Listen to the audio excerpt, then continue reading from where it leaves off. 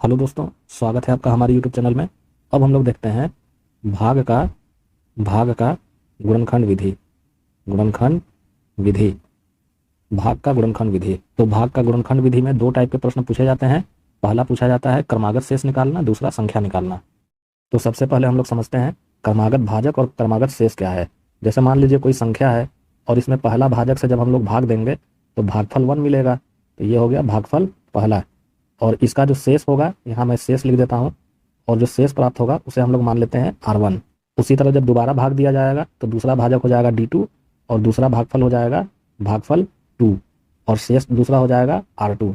उसी तरह तीसरा भाजक हो जाएगा D3 और भागफल हो जाएगा तीसरा भागफल यानी भागफल 3 और शेषफल तीसरा हो जाएगा R3। इसी तरह ये क्रम चलता रहेगा। अब हम लोग देखते हैं क्रमागत शेष निकालना।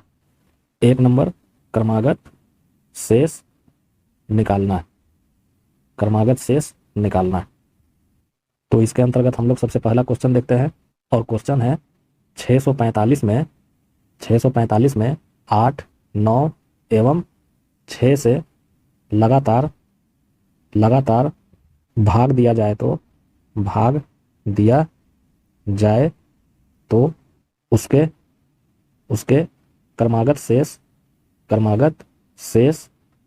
क्या होंगे। तो इसका हम लोग सॉल्यूशन देखते हैं। अब क्वेश्चन है, ये कोई संख्या है 645, इसमें 8, 9 और 6 से लगातार भाग दिया जा रहा है। तो बताना है कि क्रमागत शेष कितना होगा। जैसे इस चार्ट में अगर हम लोग देखें तो ये जो संख्या है 645 ये यहाँ दिया हुआ है और इसमें जो लगातार भाग देने वाली संख्या है वो 8 है, 9 है और 6 है, यानी D1, D2 और D3 की वैल्यू यहाँ दी हुई है। तो ये बताना है कि क्रमागत शेष क्या होगा, यानी R1, R2 और R3 का मान बताना है कि कितना होगा। तो जब हम लोग 8 से भाग देंगे तो पहला शेष R1 प्राप्त होगा, 9 से भाग देंगे तो दूसरा शेष R2 प्राप्त होगा और 6 से भाग देंगे तो तीसरा शेष R3 प्राप्त होगा। तो यहाँ पे संख्या में जैसे 645 में हम लोग 8, 9 और 6 से भाग देते हैं तो 3 भागफल भी प्राप्त होगा। तो सबसे पहले हम लोग भागफल प्राप्त करते हैं। तो 645 में 8, 9 और 6 से भाग दिया जाए तो 645 में जब 8 से भाग दिया जाएगा तो ये हो गया 8 बटे 64 जीरो, यानी पहला शेषफल मिला 5। अब दूसरे भाजक 9 से भाग देने पर 9 8 72, तो यहाँ पे 8 शेषफल मिला। और तीसरा भाजक 6 से भाग देने पर 6 कम 6 और यहाँ पे शेष मिला 2।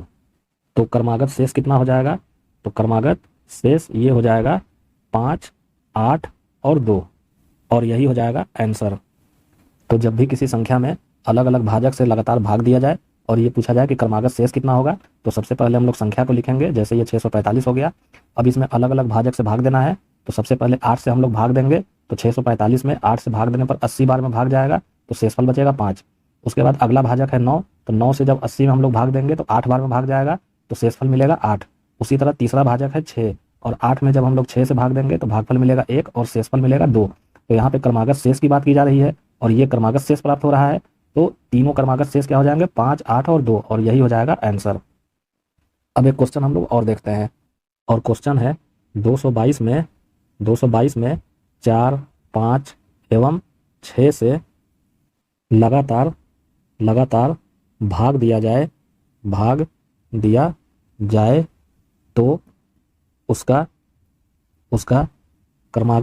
उसका क्रमागत शेष क्या होगा। तो इसका हम लोग सॉल्यूशन देखते हैं। अब क्वेश्चन है 222 में 4, 5 और 6 से लगातार भाग दिया जाए तो उसका क्रमागत शेष कितना होगा। तो 222 में हम लोग 4 से, 5 से और 6 से अलग अलग भाग देते हैं। तो ये हो जाएगा 222 में सबसे पहले 4 से भाग देते हैं तो ये हो जाएगा 55 बार में भाग लगेगा तो शेषफल मिलेगा 2। अब 55 में 5 से हम लोग भाग देंगे तो 11 बार भाग लगेगा और शेषफल मिलेगा 0। उसी तरह 11 में 6 से भाग देंगे तो 6 कम 6 और शेषफल मिलेगा 5। तो क्रमागत शेष कितना हो जाएगा, तो क्रमागत शेष ये हो जाएगा 2, 0 और 5 और यही हो जाएगा आंसर। तो जब भी संख्या में अलग अलग भाजक से भाग दिया जाए और ये पूछा जाए कि क्रमागत शेष कितना होगा, तो संख्या में उन्हीं अलग अलग भाजकों से हम लोग भाग देंगे और जितना बार भाग देंगे लास्ट में जो शेषफल बचेगा उसको हम लोग राइट हैंड साइड में लिखते जाएंगे। और अगर कोई शेषफल नहीं बचेगा तो वो हो जाएगा 0। जैसे यहाँ पे जब दूसरा भाजक ये 5 से 55 में भाग दिया गया तो 11 बार में भाग चला गया तो शेषफल हो जाएगा 0। और तीसरा भाग 6 से जब हम लोग करेंगे 11 में तो यहाँ शेषफल 5 मिल गया। तो क्रमागत शेष हो गया 2, 0 और 5। अब हम लोग देखते हैं कि जब भाजक तो दिया हुआ हो और क्रमागत भी शेष दिया हुआ हो तो संख्या कैसे निकाला जाए। तो हम लोग नेक्स्ट देखते हैं 2 नंबर, जब भाजक एवं क्रमागत शेष दिया हो तो संख्या निकालना, संख्या निकालना। तो जब भी भाजक एवं क्रमागत शेष दिया हो तो हम लोग संख्या कैसे निकालते हैं, उसके लिए क्वेश्चन देखते हैं। और क्वेश्चन है किसी संख्या में 4 एवं 6 से लगातार भाग दिया जाता है तो उनके क्रमागत शेष 3 एवं 4 प्राप्त होता है। यदि अंतिम भागफल 6 हो तो संख्या ज्ञात कीजिए। तो इसका हम लोग सॉल्यूशन देखते हैं। अब क्वेश्चन है किसी संख्या में 4 एवं 6 से लगातार भाग दिया जाता है तो क्रमागत शेष 3 और 4 प्राप्त होता है और अंतिम भागफल दिया है जो 6 है, तो संख्या बताना है कि कितना होगा। तो जो दिया हुआ है सबसे पहले हम लोग नोट करते हैं। तो भाजक 4 और 6 दिया हुआ है और शेषफल 3 और 4 दिया हुआ है और अंतिम भागफल 6 दिया हुआ है। तो क्वेश्चन के अकॉर्डिंग संख्या में 4 और 6 से लगातार भाग दिया जा रहा है तो यहाँ 4 और 6 लिख लिया गया। क्रमागत शेष 3 और 4 प्राप्त हो रहा है तो 3 और 4 यहाँ लिख लिया गया और अंतिम भागफल 6 प्राप्त हो रहा है तो अंतिम भागफल यहाँ लिख लिया गया। तो इतना नोट करने के बाद अब बताना है कि यहाँ पे ये संख्या वाली वैल्यू कितनी होगी। तो इस टाइप के क्वेश्चन जब भी एग्जामिनेशन में आए तो आप क्या काम करिए, अंतिम भाजक में अंतिम भागफल को गुणा करिए और अंतिम शेषफल को जोड़ दीजिए, क्योंकि जो भाज्य संख्या बराबर होता है वह भाजक इंटू भागफल प्लस शेषफल होता है। तो इस वाले संख्या को निकालने के लिए भाजक इंटू भागफल प्लस शेषफल हम लोग करेंगे। उसी तरह इस वाले संख्या को निकालने के लिए भाजक इंटू भागफल प्लस शेषफल करेंगे। तो सबसे पहले हम लोग यहाँ वाला वैल्यू पता करते हैं कि कितना होगा। तो भाजक इंटू भागफल प्लस शेषफल करते हैं तो 6 इंटू 6 हो गया 36 और प्लस 4 करेंगे तो ये हो जाएगा 40। तो यहाँ हो जाएगा 40। अब ये वाली वैल्यू प्राप्त करने के लिए 4 इंटू 40 प्लस 3 हम लोग कर देंगे तो ये हो जाएगा 4 इंटू 40 का मतलब 160 और प्लस 3 कर देंगे तो 163। तो ये हो जाएगा 163 और यही हो जाएगा आंसर। तो इसका आंसर कितना हो जाएगा, तो ये हो जाएगा 163 और यही हो जाएगा संख्या। तो दोस्तों इस टाइप का क्वेश्चन जब भी एग्जामिनेशन में पूछे कि जब लगातार भाजक दिया हुआ हो, क्रमागत शेष दिया हुआ हो और भागफल 6 दिया हुआ हो तो कैसे संख्या निकालनी है, तो उसके लिए हम लोग सबसे पहले भाजक को नोट कर लेंगे, यहाँ क्रमागत शेष को नोट कर लेंगे और अंतिम भागफल को नोट कर लेंगे।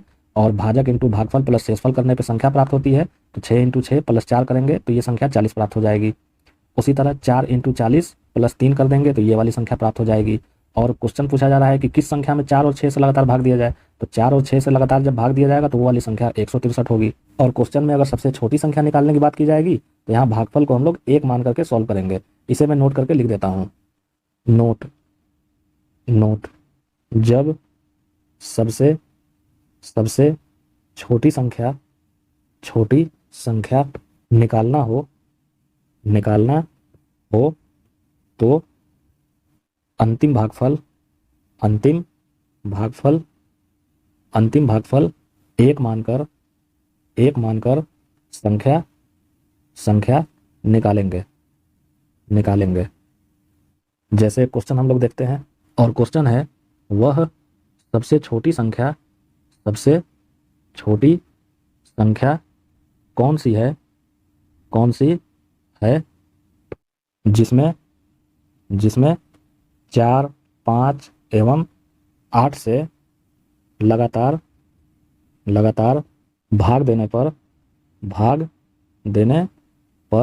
लगातार भाग देने पर उनके क्रमागत शेष 2, 3 एवं 4 प्राप्त होता है। तो इसका हम लोग सॉल्यूशन देखते हैं। अब क्वेश्चन है वह सबसे छोटी संख्या कौन सी है जिसमें 4, 5 एवं 8 से लगातार भाग देने पर उनके क्रमागत शेष 2, 3 और 4 प्राप्त होता है। अब ऊपर वाले क्वेश्चन में तो अंतिम भागफल दिया हुआ था, यहाँ पे अंतिम भागफल नहीं दिया हुआ है, लेकिन ये पूछा जा रहा है कि सबसे छोटी संख्या बतानी है कि कौन सी है। तो उसी के लिए मैंने यहाँ नोट करके लिखा है कि जब सबसे छोटी संख्या निकालना हो तो अंतिम भागफल को 1 मानकर हम लोग संख्या निकालेंगे। तो क्वेश्चन के अकॉर्डिंग भाजक और क्रमागत शेष को हम लोग नोट करते हैं। तो ये हो जाएगा भाग देने वाली संख्या भाजक 4, 5 और 8 है और शेषफल है 2, 3 और 4। अब यहाँ पे अंतिम भागफल तो नहीं दिया हुआ है क्वेश्चन में, लेकिन ये पूछा जा रहा है कि सबसे छोटी संख्या कौन सी है। तो सबसे छोटी संख्या के लिए हम लोग भागफल 1 मान लेंगे। तो यहाँ हम लोग अंतिम भागफल क्या मान लेंगे, 1। तो ये हो गया 1। अब उसी तरह नीचे से ऊपर की तरफ हम लोग चलेंगे तो यहाँ पे ये संख्या प्राप्त हो जाएगी। तो इस वाले बॉक्स के लिए हम लोग क्या करेंगे, भाजक इंटू भागफल प्लस शेषफल करेंगे, यानी 8 इंटू 1 प्लस 4 करेंगे तो ये हो जाएगा 12। तो पहले बॉक्स में मिला 12। उसी तरह यहाँ 5 इंटू 12 प्लस 3 करेंगे तो ये हो जाएगा 12 × 5 = 60 और 3 = 63। तो ये हो गया 63।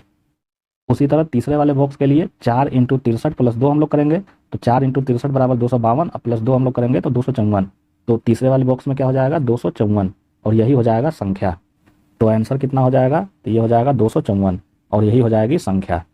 तो जब भी इस टाइप के क्वेश्चन एग्जामिनेशन में पूछे कि जब लगातार भाजक दिया हुआ हो और क्रमागत शेष दिया हुआ हो और सबसे छोटी संख्या निकालनी है और अंतिम भागफल ना दिया हुआ हो, तो अंतिम भागफल को हम लोग 1 मान करके क्वेश्चन को सॉल्व करेंगे। तो सबसे पहले यहाँ भाजक लिख लेंगे और यहाँ शेषफल निकलेंगे जो प्रश्न में दिया हुआ है, और अंतिम भागफल 1 मान लेंगे। तो ये हो जाएगा 8 एकम 8 प्लस 4 करने पे ये हो गया 12। उसी तरह 5 इंटू 12 प्लस 3 करने पे ये हो गया 63, और 4 इंटू 63 प्लस 2 करने पे ये हो गया 254, यानी संख्या जो है वो 254 है।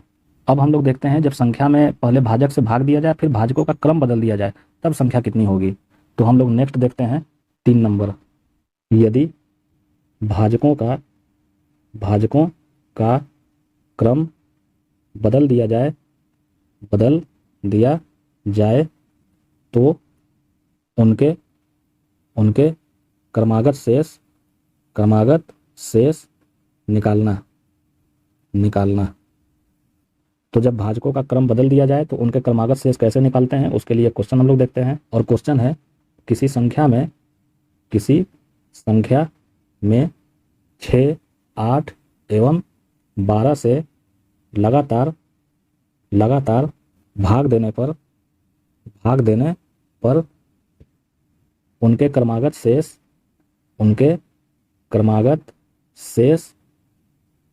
2, 3 एवं 4 प्राप्त होता है।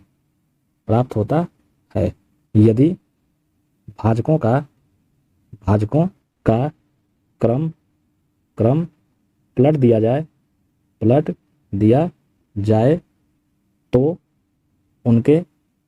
उनके क्रमागत शेष क्या होंगे। तो इसका हम लोग सॉल्यूशन देखते हैं। अब क्वेश्चन है, किसी संख्या में 6, 8 और 12 से लगातार भाग देने पर क्रमागत शेष 2, 3 और 4 प्राप्त हो रहा है। तो भाजकों का क्रम पलट दिया जाए तो उनके क्रमागत शेष क्या होंगे। यानी जब संख्या में 6, 8 और 12 से भाग दिया जा रहा है तो उसके बदले जब 12, 8 और 6 से भाग दिया जाएगा तब क्रमागत शेष कितना होगा वो बताना है। तो सबसे पहले तो हम लोग नोट करते हैं 6, 8 और 12 से भाग देने पर जो ये क्रमागत शेष 2, 3 और 4 प्राप्त हो रहा है। तो यहाँ पे 6, 8 और 12 से भाग जब दिया जा रहा है तो जो उनके क्रमागत शेष हैं वह 2, 3 और 4 प्राप्त हो रहे हैं। तो संख्या निकालने के लिए अंतिम भागफल 1 मान लिया गया। तो 12 एकम 12, 4 16। उसी तरह 16 8 128 और 3 131, और 6 × 131 मतलब 786 प्लस 2 बराबर 788। तो संख्या हो गया 788। तो जब संख्या में 6, 8 और 12 से भाग दिया जा रहा है और क्रमागत शेष 2, 3, 4 प्राप्त हो रहा है तो उसको यहाँ पे नोट किया गया। तो 6, 8, 12 से भाग देने पर ये क्रमागत शेष 2, 3, 4 प्राप्त हो रहा है। तो अंतिम भागफल 1 मान लिया गया। और 12 एकम 12, 4 16, 8 × 16 प्लस 3 बराबर 131, और 6 × 131 प्लस 2 बराबर 788, यानी संख्या 788 प्राप्त हो गई। अब क्वेश्चन में ये पूछा जा रहा है कि जब भाजकों का क्रम पलट दिया जाए तो उनके क्रमागत शेष क्या होंगे। यानी अब इस संख्या में भाजकों का क्रम पलट करके भाग दिया जा रहा है। तो अकॉर्डिंग टू क्वेश्चन क्या हो जाएगा, संख्या मिली 788 और इसमें 6, 8, 12 से ना भाग दे करके 12, 8 और 6 से भाग दिया जा रहा है। तो बताना है कि इनके क्रमागत शेष कितने होंगे। तो 788 में 12 से भाग देंगे तो 65 बार भाग लगेगा और शेष मिलेगा 8। 65 में 8 से भाग देंगे तो 8 बार में भाग लगेगा, शेषफल मिलेगा 1। और 8 में 6 से भाग देंगे तो 1 बार भाग लगेगा और शेषफल मिलेगा 2। तो क्रमागत शेष क्या हो जाएगा, क्रमागत शेष ये हो जाएगा 8, 1 और 2, और यही हो जाएगा आंसर। तो इस टाइप के क्वेश्चन जब भी एग्जामिनेशन में पूछे कि जब भाजकों का क्रम बदल दिया जाए तो क्रमागत शेष कितना होगा, तो क्वेश्चन के अकॉर्डिंग सबसे पहले 6, 8 और 12 से भाग देने पर यहाँ क्रमागत शेष 2, 3, 4 प्राप्त हो रहा है। तो इससे हम लोग सॉल्व करके संख्या निकाल लेंगे। फिर इसी संख्या में इन भाजकों का क्रम पलट देंगे, यानी 6, 8 और 12 से भाग दिया जा रहा है तो हम लोग 12, 8 और 6 से भाग देंगे। तो जब 788 में 12 से भाग देंगे तो 65 बार भाग लगेगा और 8 शेष बचेगा। फिर 65 में 8 से भाग देंगे तो 8 बार भाग लगेगा और एक शेष बचेगा, और 8 में जब 6 से भाग देंगे तो एक बार भाग लगेगा और शेषफल 2 मिलेगा। तो संख्या में जब भाजकों का क्रम पलट करके भाग दिया जाएगा तब क्रमागत शेष 8, 1 और 2 प्राप्त हो जाएगा, और यही हो जाएगा आंसर। अब एक क्वेश्चन हम लोग और देखते हैं, और क्वेश्चन है किसी संख्या में 4, 5 एवं 6 से लगातार भाग देने पर उनके क्रमागत शेष 2, 3 एवं 4 प्राप्त होता है यदि भाजकों का क्रम पलट दिया जाए तो उनके क्रमागत शेष क्या होंगे। तो इसका हम लोग सॉल्यूशन देखते हैं। अब क्वेश्चन है किसी संख्या में 4, 5 और 6 से लगातार भाग देने पर क्रमागत शेष 2, 3 और 4 प्राप्त हो रहा है, और जब भाजकों का क्रम पलट दिया जाए तो उनके क्रमागत शेष कितने होंगे। तो संख्या निकालने के लिए सबसे पहले हम लोग नोट करते हैं जो दिया हुआ है। तो भाजक दिया है 4, 5, 6 और उसका क्रमागत शेष दिया है 2, 3, 4। तो यहाँ पे हम लोग नोट करते हैं। तो भाजक दिया है 4, 5 और 6 और क्रमागत शेष दिया है 2, 3 और 4। तो अंतिम भागफल को हम लोग 1 मान लेंगे। तो 6 कम 6 4 10, 5 10 50 3 53, और 4 गुणे 53 का मतलब 212 प्लस 2 बराबर 214, और यही हो जाएगा संख्या। तो क्वेश्चन के अकॉर्डिंग यहाँ पे भाजक 4, 5 और 6 को नोट किया गया, जिसका क्रमागत शेष 2, 3, 4 प्राप्त हो रहा है। तो यहाँ 2, 3, 4 कर लिया गया और अंतिम भागफल को 1 मान करके यहाँ संख्या निकाल लिया गया। अब संख्या 214 ज्ञात हो गई, तो हम लोग क्या करेंगे, भाजकों का क्रम पलट करके, जैसे यहाँ 4, 5, 6 से भाग दिए जाने की बात की जा रही है, तो हम लोग 6, 5 और 4 से भाग दे देंगे, तो उनका क्रमागत शेष ज्ञात हो जाएगा। तो अकॉर्डिंग टू क्वेश्चन क्या हो जाएगा, संख्या जो प्राप्त हुई है 214, इसमें भाजकों का क्रम पलट देना है, यानी 6 से, 5 से और 4 से भाग दे देना है। तो यहाँ पे क्रमागत शेष कितना होगा। तो 214 में 6 से भाग देंगे तो 35 बार भाग लगेगा और शेषफल मिलेगा 4। 35 में 5 से भाग देंगे तो 7 बार भाग लगेगा, शेषफल मिलेगा 0, और 7 में 4 से 1 बार भाग लगेगा और शेषफल मिलेगा 3। तो क्रमागत शेष कितना हो जाएगा, तो क्रमागत शेष ये हो जाएगा 4, 0 और 3, और यही हो जाएगा आंसर। तो इस टाइप के क्वेश्चन जब भी एग्जामिनेशन में पूछे कि जब भाजकों का क्रम पलट दिया जाए तो क्रमागत शेष कितना होगा, तो जो दिया हुआ रहेगा क्वेश्चन में उसके हिसाब से सॉल्व करेंगे। जैसे भाजक 4, 5, 6 दिया हुआ है और क्रमागत शेष 2, 3, 4 दिया हुआ है, तो अंतिम भागफल 1 मान करके सबसे पहले संख्या निकाल लेंगे और इसी संख्या में भाजकों का क्रम पलट देंगे। जैसे यहाँ 4, 5, 6 से भाग दिए जाने की बात की जा रही है, तो हम लोग 6, 5 और 4 से यहाँ भाग दे देंगे। तो यहाँ पे जैसे 214 में 6 से भाग देंगे तो 35 बार भाग लगेगा, शेषफल मिलेगा 4। उसी तरह 35 में 5 से भाग देंगे तो 7 बार भाग लगेगा, शेषफल हो जाएगा 0, और 7 में 4 से भाग देंगे तो भागफल मिलेगा 1 और शेषफल मिलेगा 3। तो क्रमागत शेष कितना हो जाएगा, भाजकों को पलट कर संख्या में भाग देने से 4, 0 और 3, और यही हो जाएगा आंसर। अब हम लोग देखते हैं वास्तविक शेष निकालना। 4 नंबर, वास्तविक शेष निकालना। तो वास्तविक शेष निकालने के लिए क्वेश्चन देखते हैं। किसी संख्या में 4, 5 एवं 6 से लगातार भाग देने पर उनके क्रमागत शेष 3, 4 एवं 5 प्राप्त होता है यदि संख्या में 120 से भाग दिया जाए तो शेष कितना प्राप्त होगा। तो इसका हम लोग सॉल्यूशन देखते हैं। अब क्वेश्चन है किसी संख्या में 4, 5 और 6 से लगातार भाग दिया जा रहा है तो क्रमागत शेष 3, 4, 5 प्राप्त हो रहा है। तो जब संख्या में 120 से भाग दिया जाए तो शेष कितना प्राप्त होगा ये बताना है। तो क्वेश्चन में 4, 5 और 6 भाजक दिया हुआ है और क्रमागत शेष 3, 4, 5 दिया हुआ है। तो सबसे पहले हम लोग संख्या निकालते हैं। तो ये हो जाएगा, भाजक दिया है 4, 5 और 6 और क्रमागत शेष दिया हुआ है 3, 4 और 5। तो अंतिम भागफल को हम लोग 1 मान लेते हैं। तो ये हो जाएगा 6 कम 6 5 11, 11 5 55 4 59, और 59 इंटू 4 मतलब हो जाएगा 236 प्लस 3 बराबर 239, यानी संख्या 239 प्राप्त हो गई। अब क्वेश्चन में क्या है कि संख्या में 120 से भाग दिया जाए तो शेष कितना प्राप्त होगा। तो ये जो संख्या प्राप्त हुई 239, इसमें हम लोग 120 से भाग देंगे तो वही वास्तविक शेष निकल जाएगा। क्या होगा, तो अकॉर्डिंग टू क्वेश्चन क्या हो जाएगा, 239 में 120 से हम लोग भाग दे देंगे तो ये हो जाएगा 120 एकम 120 और ये हो जाएगा 119, यानी वास्तविक शेष जो होगा वो 119 हो जाएगा। तो इसका आंसर कितना हो जाएगा, 119। तो इस टाइप के क्वेश्चन जब भी एग्जामिनेशन में पूछे तो जो लगातार भाजक दिया रहेगा 4, 5, 6 उसको हम लोग नोट करेंगे, क्रमागत शेष जो दिया रहेगा 3, 4, 5 उसको हम लोग नोट करेंगे, अंतिम भागफल 1 मान करके सबसे पहले संख्या निकालेंगे और जब संख्या निकल जाएगी तो क्वेश्चन के अकॉर्डिंग संख्या में 120 से भाग देने पर शेष कितना आना चाहिए, तो 239 में यानी संख्या में 120 से भाग दे करके हम लोग शेष निकाल लेंगे कितना होगा, तो जो 119 होगा यही आंसर हो जाएगा। लेकिन मान लीजिए एग्जामिनेशन में आपके पास इतना समय ना हो तो उसके लिए भी एक ट्रिक होता है जी, आप फार्मूला कर लीजिए। और फार्मूला क्या है, सेकेंड मेथड। तो इसका सेकेंड मेथड क्या हो जाएगा, वास्तविक शेष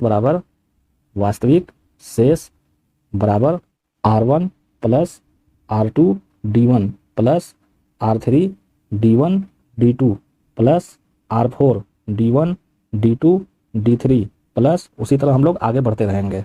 तो वास्तविक शेष निकालने के लिए फार्मूला हो गया जिसमें R1 R2 R3 क्या है, ये है क्रमागत शेष और D1 D2 D3 ये सब क्या है, भाजक। तो प्रश्न में क्रमागत शेष और भाजक देखते हैं कितना है, तो ये है 3, 4, 5 क्रमागत शेष और भाजक है 4, 5, 6।